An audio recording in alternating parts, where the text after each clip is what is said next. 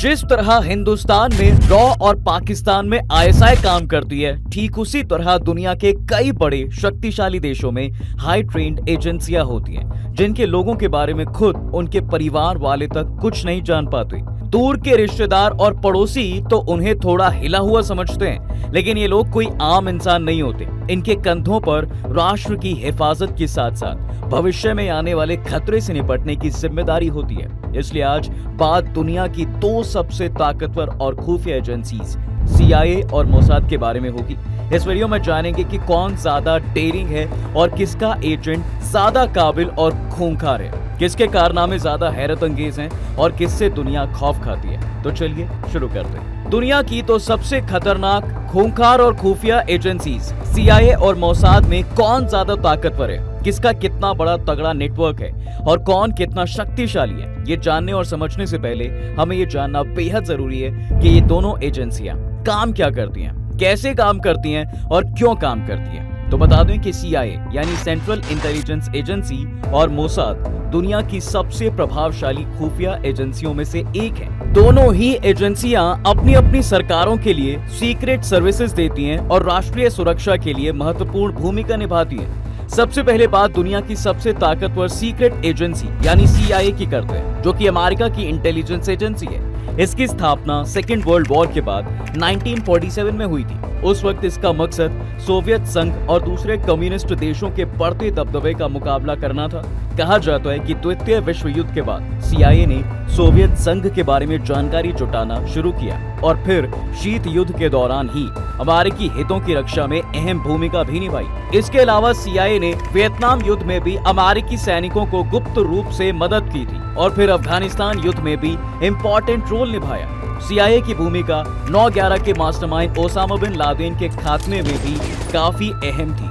मगर वक्त के साथ CIA की जिम्मेदारियां भी बदलती चली गईं और आज मुख्य रूप से CIA का काम खुफिया विदेशी जानकारियां इकट्ठा करना है। CIA दुनिया भर के देशों, संगठनों और लोगों के बारे में जानकारी जुटाता है और ये सारी इंफॉर्मेशन अमेरिकी राष्ट्रीय सुरक्षा के लिए बेहद अहम होती है। साथ ही CIA दूसरे मुल्कों की सरकार और संगठनों की गतिविधियों पर भी निगरानी रखता है साहब, ताकि ये पता लग सके कि वो अमेरिका के हितों के लिए कोई खतरा तो पैदा नहीं कर रहे। इसलिए जरूरत पड़ने पर CIA गुप्त रूप से कुछ एक ऑपरेशन भी चलाता है। ये ऑपरेशन अमेरिकी हितों की रक्षा करने या फिर दूसरे देशों में बदलाव लाने के लिए भी किए जाते हैं। अब इन सब चीजों के अलावा CIA US के राष्ट्रपति और अन्य उच्च अधिकारियों को राष्ट्रीय सुरक्षा से जुड़े कई महत्वपूर्ण मुद्दों पर सलाह भी देती है। जी हाँ, दुनिया के सबसे शक्तिशाली देश की एजेंसी होने के नाते इनका खुफिया नेटवर्क अच्छी तरह से फंडेड होता है और सब तरह की तकनीकी क्षमताओं से लैस रहता है। यही वजह है कि CIA के पास दुनिया भर में एक विशाल जासूसी नेटवर्क है। यहाँ के एजेंटों को इंटेंस ट्रेनिंग दी जाती है और कई भाषाएं बोलने में माहिर बनाया जाता है। वहीं बात अगर मोसाद की करें तो ये इजराइल की खुफिया एजेंसी है, जिसकी स्थापना CIA से करीब 2 साल बाद यानी दिसंबर 1949 में हुई, जिसका काम भी कुछ हद तक CIA जैसा ही है, जैसे इजराइल की राष्ट्रीय सुरक्षा के लिए खुफिया जानकारी इकट्ठा करना, विदेशी खतरों का मुकाबला करना, गुप्त ऑपरेशन चलाना और इजरायली नागरिकों की सुरक्षा सुनिश्चित करना। यही वजह है कि दुनिया में मोसाद की पहचान ऐसी एजेंसी के रूप में होती है जो अपने दुश्मनों को उनके ठिकानों पर ही मारने में सक्षम है।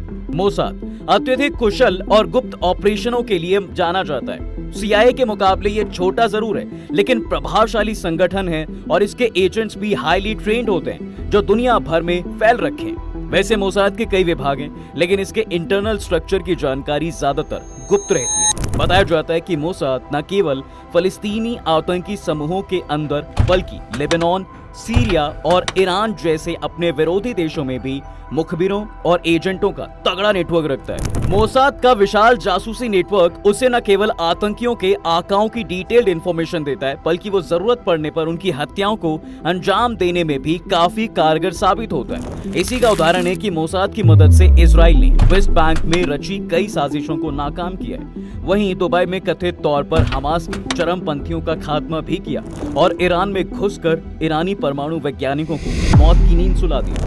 दरअसल मोसाद का नेटवर्क मिलकर कई तरह की खुफिया जानकारी जुटाता है, फिर वो चाहे अपने देश से जुड़ी हो या फिर दुनिया के दूसरे देशों से संबंधित जानकारी जुटाने के बाद मोसाद के सीनियर अफसर फिर एक फाइल बनाकर सारी इंफॉर्मेशन इजराइल डिफेंस फोर्स को शेयर करते हैं ताकि देश की रक्षा से जुड़े मामलों में वो उचित एक्शन ले सके।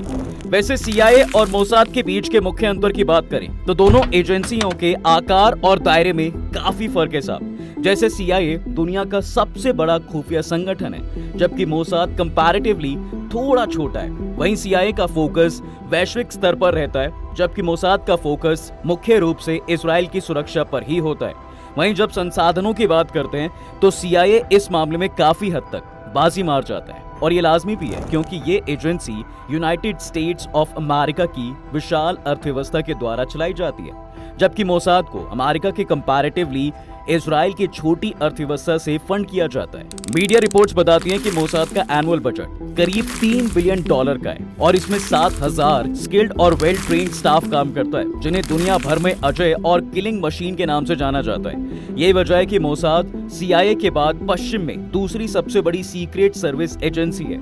उधर सबसे शीर्ष पर मौजूद CIA का बजट भी ज्यादा है और नंबर ऑफ एम्प्लॉइज की संख्या भी। ये संख्या मोसाद के मुकाबले लगभग 3 गुना ज्यादा बताई जाती है।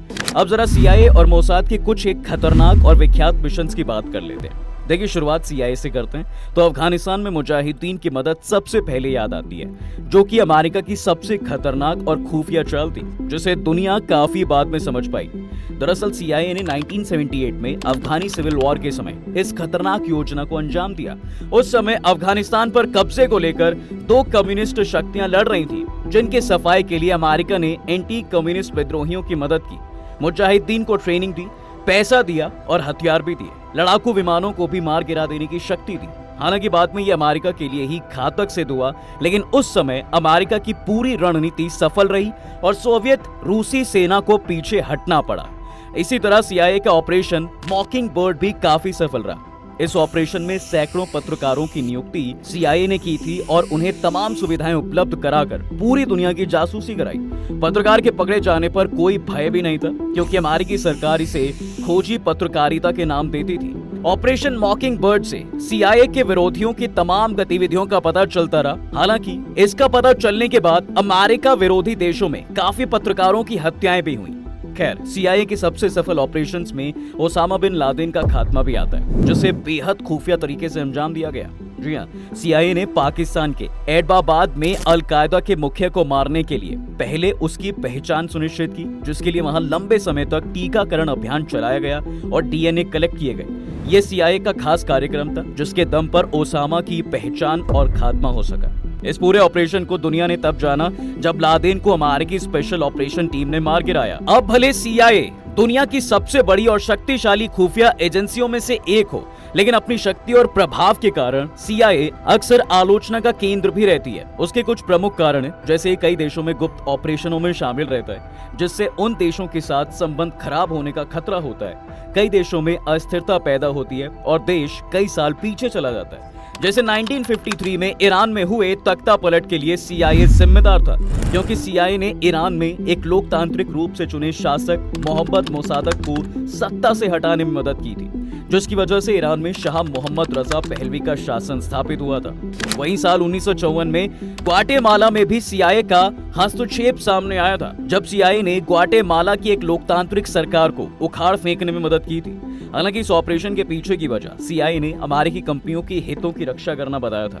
इसी तरह 1973 में चिली के सल्वाडोर अलेंदे का तख्ता पलट CIA की वजह से ही हुआ था, जिसकी वजह से जनरल अगस्टो पिनोचेट सत्ता में आए थे। CIA पर मानव अधिकार के हनन के आरोप भी लगते आए, जैसे फियोनिक्स कार्यक्रम में, जिसको CIA ने स्पेशल अमेरिकी फोर्स, ऑस्ट्रेलियन फोर्स और दक्षिण वियतनामी कमांडरों के साथ मिलकर वियतनाम युद्ध के समय चलाया था, जिसमें उत्तर वियतनामी फौज को नहीं बल्कि उन लोगों को निशाना बनाया गया जो कम्युनिस्ट को लेकर थोड़ी भी सहानुभूति रखते हैं। हजारों लोगों का अपहरण किया गया साहब, यातनाएं दी गईं और यहाँ तक कि मौत के घाट भी उतार दिया गया। इस दौरान महिलाओं के साथ सांपों से डराया गया, बिजली के झटके दिए गए, यहाँ तक कि संवेदनशील अंगों को शरीर से अलग कर दिया गया।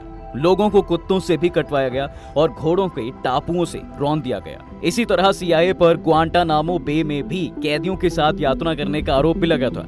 अब आप सोच रहे होंगे कि जब इतना कुछ CIA करता है तो हमारी की सरकार इसे रोकती टोकती क्यों नहीं है? तो इस पर कुछ लोगों का मानना है कि CIA के पास बहुत ज्यादा शक्तियां हैं, जिसकी वजह से ये सब अमेरिकी सरकार के नियंत्रण से भी बाहर हो रही हैं। मगर ये भी सच है कि CIA के सभी ऑपरेशंस को लेकर लोगों का अलग अलग पॉइंट ऑफ व्यू रहता है। कुछ लोग मानते हैं कि इन ऑपरेशंस ने अमेरिकी हितों की रक्षा की, जबकि दूसरी लोग मानते हैं कि इन ऑपरेशनों से दुनिया में अस्थिरता बढ़ी है। लेकिन ये झुटलाया नहीं जा सकता कि CIA एक शक्तिशाली संगठन है और इसकी गतिविधियों का दूरगामी प्रभाव होता है, इसलिए इसकी आलोचना होना स्वाभाविक है।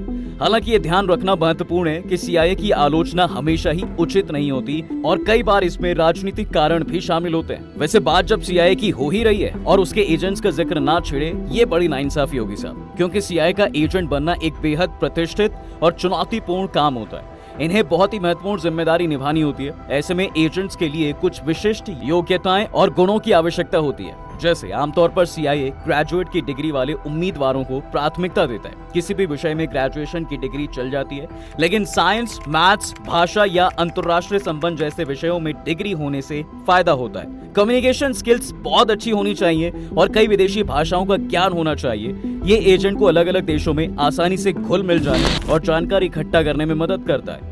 साथ ही साथ CIA में शामिल होने के लिए लोगों के साथ अच्छे संबंध बनाने और विश्वास जीतने की क्षमता होनी चाहिए। तनावपूर्ण स्थितियों में शांत रहकर काम करने की भी काबिलियत होनी चाहिए। शारीरिक रूप से फिट होना और कठिन परिस्थितियों में काम करने की तो महारत होनी ही चाहिए। वैसे CIA एजेंट बनने की प्रक्रिया बेहद कठिन और लंबी होती है साहब। इसमें कई चरण शामिल होते हैं, जैसे जनरल नॉलेज, लैंग्वेज और एनालिटिकल एबिलिटी के लिए रिटन एग्जाम होता है। कई चरणों में इंटरव्यूज लिए जाते हैं, जिनमें पर्सनालिटी, नॉलेज और एक्सपीरियंस का इवैल्यूएशन किया जाता है। झूठ पकड़ने वाली मशीन की भी मदद ली जाती है। मनोवैज्ञानिक परीक्षणों के माध्यम से भी व्यक्तित्व और मानसिक स्थिति का मूल्यांकन किया जाता है। वैसे अगर आपको भारत में बैठकर ये लग रहा है कि आप ये सब क्रैक कर लेंगे और CIA का हिस्सा बन जाएंगे, तो बता दें कि CIA एजेंट बनने के लिए अमेरिकी नागरिक होना अनिवार्य है। उसमें भी कैंडिडेट का कोई अपराधी रिकॉर्ड नहीं होना चाहिए। किसी भी तरह का क्रिमिनल रिकॉर्ड होने पर एप्लीकेशन रिजेक्ट कर दिया जाता है। वैसे दुनिया के कई बड़े ऑपरेशंस को निपटाने में मोसाद का भी कोई तोड़ नहीं है। मोसाद का नाम सुनते ही बड़े बड़े आतंकी संगठनों के आका थर थर्राने लगते हैं। यहाँ तो कि हाकिम हुक्मरानों के भी हाथ पैर फूल जाते हैं। किलिंग मशीन नाम होने के बावजूद मोसाद का नाम बेहद अदब से लिया जाता है, क्योंकि हाई रिस्क वाले ऑपरेशंस को कंप्लीट करने में इन्हें महारत हासिल है। जैसे व्रेथ ऑफ गॉड, जो इजराइल की खुफिया एजेंसी मोसाद का एक गुप्त ऑपरेशन था। ये ऑपरेशन साल 1972 में म्यूनिख ओलंपिक में हुई 11 इजरायली खिलाड़ियों की हत्या के बाद शुरू हुआ था। इस ऑपरेशन का मकसद म्यूनिख हत्याकांड में शामिल सभी लोगों को मार गिराना था। ये ऑपरेशन करीब 20 साल तक चला और मोसाद ने खुफिया तरीके से कई देशों में जा जाकर हत्यारों को मौत के घाट उतारा। इस ऑपरेशन पर कई किताबें भी लिखी जा चुकी हैं और फिल्में भी बनी हैं। इसी तरह 1960 के ऑपरेशन फिनाले को भी इजराइल की मोसाद ने ही अंजाम दिया था। दरअसल ऑपरेशन फिनाले में मोसाद के एजेंट्स ने अर्जेंटीना में घुसकर नाजी युद्ध अपराधी अडोल्फ आइकमेन को धर दबोचा और फिर इजराइल ले आए। ये काम इतनी सफाई और सीक्रेसी से किया गया था साहब कि किसी को इस घटना की कानो कान खबर नहीं हुई। 1960 में तो रूसी MiG-21 को ही उठा लिया गया था। एक्चुअली उस दौर में सोवियत संघ रूस का MiG-21 सबसे उन्नत लड़ाकू विमान माना जाता था। इसे पाने में जब अमेरिका की CIA भी विफल रही, तो मोसाद की महिला एजेंट ने 1964 में इसे कर दिखाया। हालांकि 1962 में इसी मिशन पर एक मोसाद एजेंट पकड़ा गया था, जिसे फांसी दे दी गई थी। इसी तरह का एक ऑपरेशन साल 2020 में ईरानी परमाणु वैज्ञानिक के खात्मे के साथ अंजाम दिया गया। नवंबर 2020 में ईरान के सैन्य परमाणु कार्यक्रम के शीर्ष वैज्ञानिक ब्रिगेडियर जनरल मोहसिन फखरीजादे की हत्या कर दी गई। हालांकि मोसाद ने तब इसकी जिम्मेदारी खुले तौर पर नहीं ली थी, लेकिन जून 2021 में मोसाद ने इसे लेकर कई अहम खुलासे किए। हाल ही की घटना का जिक्र अगर करें तो कुछ वक्त पहले ईरान में राष्ट्रपति इब्राहिम रईसी की हेलीकॉप्टर क्रैश में मौत हो गई थी। ईरान की जांच एजेंसियां ये पता लगाने में जुटी थी कि आखिर हादसा कैसे हुआ। तभी इस बीच कुछ लोगों ने इस क्रैश में मोसाद का हाथ होने की संभावना भी जताई थी। वैसे दिलचस्प बात तो साहब ये है कि जासूसी के मामले में मोसाद CIA से भी 2 कदम आगे रहता है, क्योंकि कहा जाता है कि मोसाद के एजेंट्स ने तो पूर्व अमेरिकी राष्ट्रपति बिल क्लिंटन और white house intern Monika Lewinsky के साथ हुई बातचीत को ही रिकॉर्ड कर दिया था और फिर इसके सहारे बिल क्लिंटन को ब्लैकमेल किया था। तभी कहा जाता है कि मोसाद साइकोलॉजिकल वॉरफेयर में मास्टर है और उसके पास इसका पूरा विभाग है। एक्चुअली साइकोलॉजिकल वॉरफेयर का डिपार्टमेंट ये तय करता है कि ऑपरेशन के कौन से खुफिया हिस्से को मीडिया में लीक करना है ताकि दुश्मनों के दिल दिमाग में भय और बदहवासी पैदा की जा सके। वैसे मोसाद की सबसे बड़ी ताकत है उसके एजेंट्स की ट्रेनिंग। जी हाँ, कई देशों के खुफिया एजेंट्स को भी मोसाद से ट्रेनिंग लेने के लिए इजराइल भेजा जाता है। मोसाद को जिस सबसे बड़ी खूबी के कारण जाना जाता है वो है फॉल्स फ्लैग ऑपरेशन, या जिन्हें कवर्ट ऑपरेशंस के तौर पर भी जानते हैं। मोसाद में शामिल होने वाले जवानों को अलग से एक स्पेशल और बेहद कड़ी ट्रेनिंग से गुजरना पड़ता है और वे जब ट्रेनिंग का हर पड़ाव पार कर लेते हैं तभी उन्हें मैदान में उतारा जाता है। दुश्मन को चकमा देने की कला हो या मारकर गायब हो जाने वाली किल एंड फ्लाई तकनीक, मोसाद एजेंट्स हर विधा में एक्सपर्ट हैं। ये सब तब होता है जब इजराइल में आर्मी ट्रेनिंग अनिवार्य होती है। अब दोनों को जान समझ लेने के बाद निष्कर्ष यही है कि साहब CIA और मोसाद दोनों ही शक्तिशाली और प्रभावशाली खुफिया एजेंसियां हैं। दोनों अपनी अपनी सरकारों के लिए महत्वपूर्ण भूमिका निभाती हैं और दुनिया की राजनीति और सुरक्षा पर गहरा प्रभाव भी डालती हैं। पर यहाँ पर ध्यान देने वाली बात यह है कि खुफिया एजेंसियों के बारे में बहुत सारी जानकारियां गुप्त होती हैं, इसलिए कुछ चीजें ऐसे भी हैं जिनके बारे में किसी को कोई जानकारी नहीं है। और वैसे भी अगर कोई आपसे पूछे कि जलेबी बेहतर है या इमरती, तो आप क्या कहेंगे? किसी समझदार आदमी की तरह यही ना कि भाई जलेबी का अपना मजा है और इमरती का अपना। ठीक उसी तरह जब हम दुनिया की 2 सबसे शक्तिशाली खुफिया एजेंसियों की तुलना करते हैं तो समझ में आता है कि दोनों की अपनी अपनी जिम्मेदारियां हैं, अपने अपने टास्क हैं और उन्हें कंप्लीट करने में अपने अपने तरीके। तो कुल मिलाकर नेटवर्क और ताकत से यही पता लगता है कि दोनों बेजोड़ हैं और दोनों की शक्तियां जबरदस्त हैं। वैसे आपकी इस पर क्या राय है, हमें कमेंट सेक्शन में जरूर बताइएगा और वीडियो अगर अच्छी लगी हो तो लाइक करना और चैनल को सब्सक्राइब करना बिल्कुल ना भूलिएगा।